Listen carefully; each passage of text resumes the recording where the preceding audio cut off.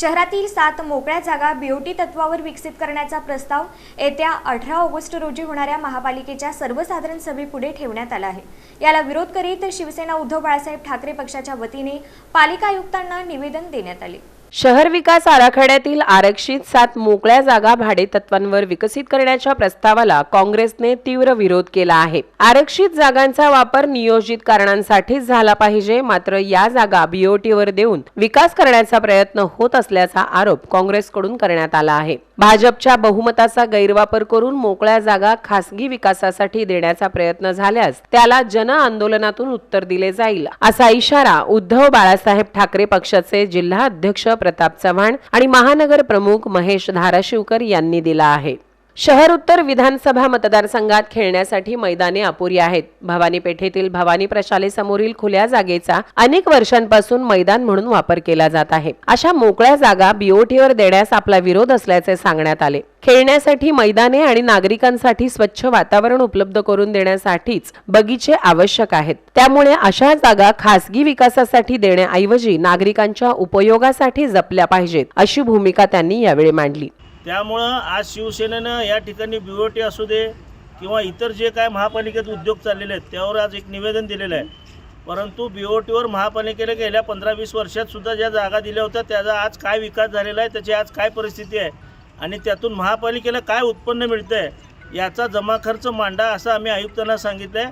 आणि तोपर्यंत हा जो विषय यांनी आणलेला आहे, अजून 6-7 नवीन जागा दुसऱ्या लोकांच्या गळ्यात घालायच्या किंवा यांच्या बगलबच्च्यांच्या गळ्यात घालायच्या, हा विषय थांबवावा।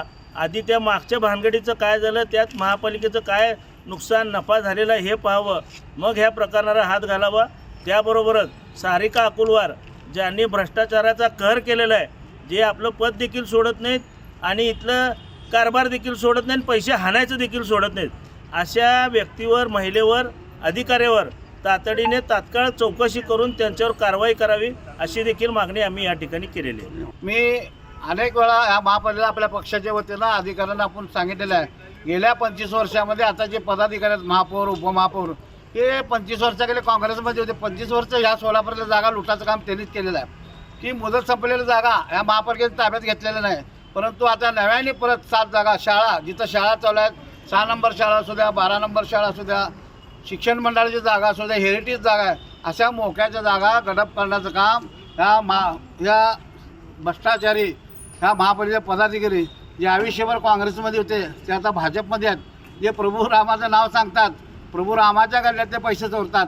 हे बाहेरून आलेले आमच्या सुषमाताई अंधारे म्हणले होते, जे मुंग्याने वारूळ बनवलं आहे, पण मुंग्या राहत नाहीत, पण तिथं आता नाग साप, विषारी साप म्हणजे काँग्रेस राष्ट्रवादीमधून भाजपमध्ये आलेले भ्रष्टाचारी गुंड, ज्या पालकमंत्र्यांच्या नेतृत्वाखाली आलेली सत्ता भ्रष्टाचारी म्हणून गाजत आहे। ह्या महाराष्ट्रात सगळ्यात भ्रष्टाचारी महापालिकामध्ये सोलापूर महापालिका आहे। आगामी काळामध्ये 18 तारखेला महापालिकेमध्ये बोर्ड आहे, जर तुम्ही हे विषय स्थगित नाही केला, आम्ही बोर्डात घुसून या पदाधिकाऱ्याचा समाचार घेऊ।